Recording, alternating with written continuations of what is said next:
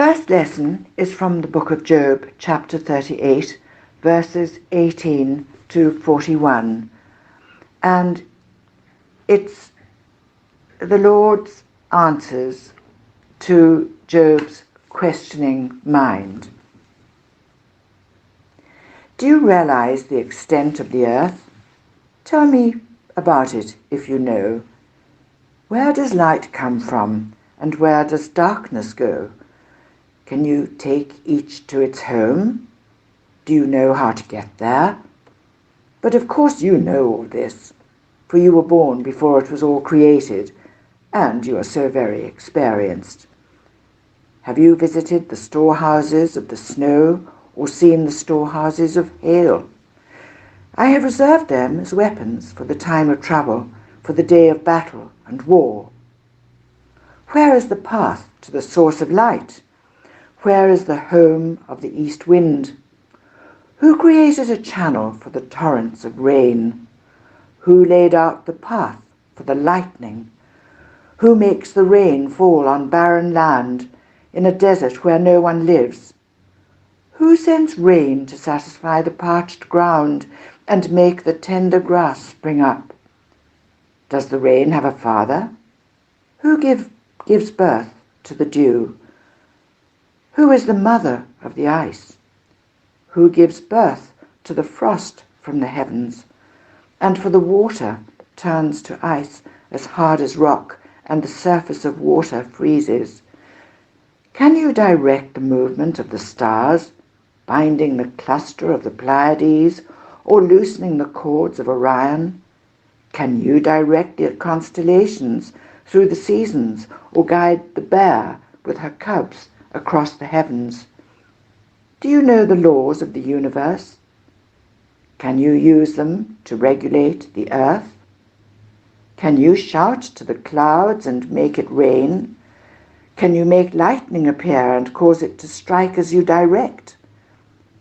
Who gives intuition to the heart and instinct to the mind? Who is wise enough to count all the clouds? Who can tilt the water jars of heaven when the parched ground is dry and the soil has hardened into clods? Can you stalk prey for a lioness and satisfy the young lion's appetites as they lie in their dens or crouch in the thicket? Who provides food for the ravens when their young cry out to God and wander about in hunger? Hear the word of the Lord. The second lesson is from the letter of St. James, chapter 4, verses 1 to 10. It's entitled, Drawing Close to God. What is causing the quarrel and fights among you? Don't they come from the evil desires at war within you? You want what you don't have, so you scheme and kill to get it. You are jealous of what others have, but you can't get it, so you fight and wage war to take it away from them. Yet you don't have what you want because you don't ask God for it. And even when you ask, you don't get it because your motives are all wrong. You want only what will give you pleasure. You adulterers, don't you realize that friendship with the world makes you an enemy of God? I say it again. If you want to be a friend of the world, you make yourself an enemy of God. Do you think the scriptures have no meaning? They say that God is passionate, that the Spirit He has placed within us should be faithful to Him, and He gives grace generously. As the scriptures say, God opposes the proud, but gives grace to the humble. So humble yourselves before God, resist the devil, and he will flee from you. Come close to God, and God will come close to you. Wash your hands, you sinners, purify your hearts, for your loyalty is divided between God and the world. Let there be tears for what you have done. Let there be sorrow and deep grief. Let there be sadness instead of laughter, and gloom instead of joy. Humble yourselves before the Lord, and he will lift you up in honor. Hear the word of the Lord.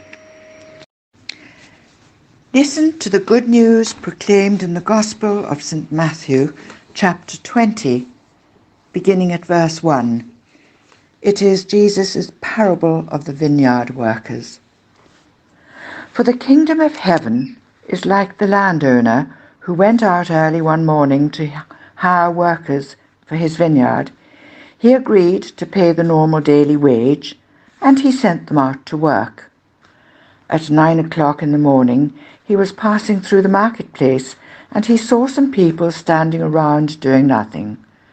So he hired them, telling them he would pay whatever was right at the end of the day. So they went to work in the vineyard. At noon and again at 3 o'clock, he did the same thing. At 5 o'clock that afternoon, he was in town again, and he saw some people standing around. He asked them, "Why haven't you been working today?" They replied, "Because no one hired us." The landowner told them, "Then go out and join the others in my vineyard." That evening he told the foreman to call the workers in and pay them, beginning with the last workers first. When those hired at 5 o'clock were paid, each received a full day's wage. When those hired first came to get their pay, they assumed that they would receive more. But they too were paid a day's wage. When they received their pay, they protested to the owner, "Those people worked only 1 hour, and yet you've paid them just as much as you paid us, who worked all day in the scorching heat." He answered one of them, "Friend, I haven't been unfair. Didn't you agree to work all day for the usual wage? Take your money and go. I wanted to pay this last worker the same as you. Is it against the law for me to do what I want with my money? Should you be jealous because I am kind to others?" So those who are last now will be first, then, and those who are first will be last. This is the gospel of Christ.